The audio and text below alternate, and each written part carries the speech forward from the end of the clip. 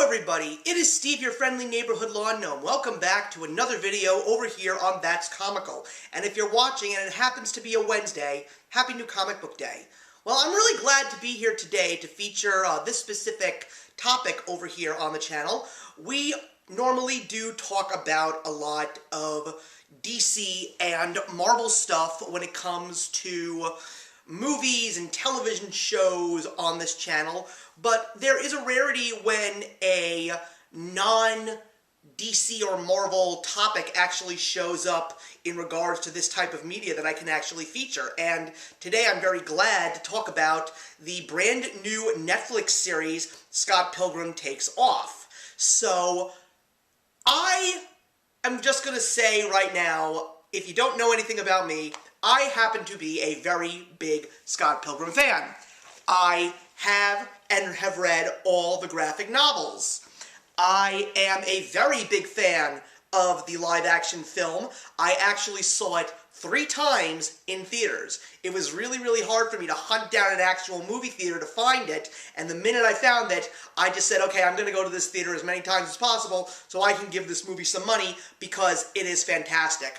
But there are so many other reasons why I love this specific title so much, particularly from the films, because it is directed by Edgar Wright, who happens to be my all-time favorite director. I pretty much own and love every movie that he has made, and even a lot of people that spawned out of his creative mind, like Joe Cornish and one of my all-time favorite cult classics, Attack the Block.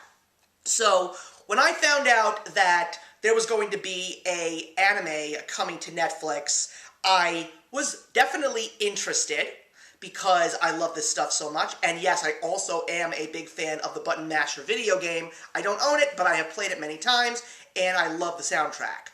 So that was exciting for me when I found out that the show was coming. But then when I found out all of the efforts that went into this show and all the names behind it, knowing that the original author of the graphic novels, Brian Lee O'Malley, and the director of the film, Edgar Wright, were going to be executive producers, and even managing to grab the entire Scott Pilgrim live-action film cast to make this show just elated my heart. Like saying, in a world where so many people are frowning upon the comic book film or television show right now because it's not accurate or there's just not tender love and care that's being brought into it, the fact that all of the cast of the film, including people who I never thought in a million years would even want to come back and reprise their roles, like Chris Evans as Lucas Lee and Brie Larson as Envy Adams, even getting them back, I said to myself, okay, this is the real deal. So I got really excited. I was counting the days for it to come out. And then the controversy comes. Hearing about the major twist, if you will. And you know something? I'm going to spoil it because it's very, very hard not to spoil this, to talk about these thoughts and ideas. So if you haven't seen the show and are planning to, just stop watching the video. So there was a bait and switch. They basically took Scott Pilgrim out of the picture after the first episode, and they focused on Ramona Flowers, of course being voiced by Michael Cera and Mary Elizabeth Winstead, respectively, and Ramona is trying to find out what happened to Scott. And there were so many people that got so upset because they're like, oh, this has happened so many times before, replacing the main male character with a lead female character, which is something that nobody wants. Oh, boo, and now that this is happening, I am not going to watch the show. Well, I am glad that I actually didn't hear about it, and even if I did hear about it before I turned on the first episode, I still would have watched it anyway. And watching all 8 episodes, I'm just going to say this flat out, guys. I loved it. I thought that Scott Pilgrim Takes Off was such an entertaining show. And quite frankly, the whole bait and switch thing makes so much sense if you actually read the title of the show. Scott Pilgrim Takes Off, as in, bye-bye everybody, I'm taking a little trip now, I'll be back later. Makes sense to me. But why did I enjoy this show so much?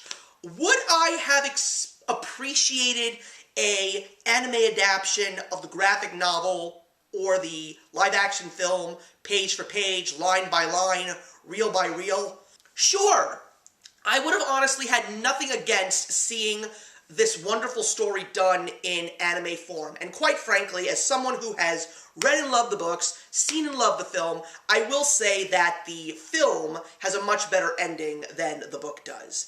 But knowing that we got something completely different, going in completely different directions, expanding the world of Scott Pilgrim, focusing on the supporting cast, I personally appreciated the fact that they went in that direction, because all of these characters are lovable, but so many of them in the film and in the book are one-dimensional, especially the 7 Evil Exes. So the fact that we actually got to see these characters expanded upon, and we got to hear more lines from Chris Evans, Brandon Routh, Mae Whitman, just to name a few, it was really cool to see these characters expanded upon. And not just them. We got a new expansion on Knives. We got a new expansion on Stephen Stills. So we got so much more from Scott Pilgrim Takes Off, and this whole world has now blown up in such a great way that I would love to see new stories in book form, in anime form, in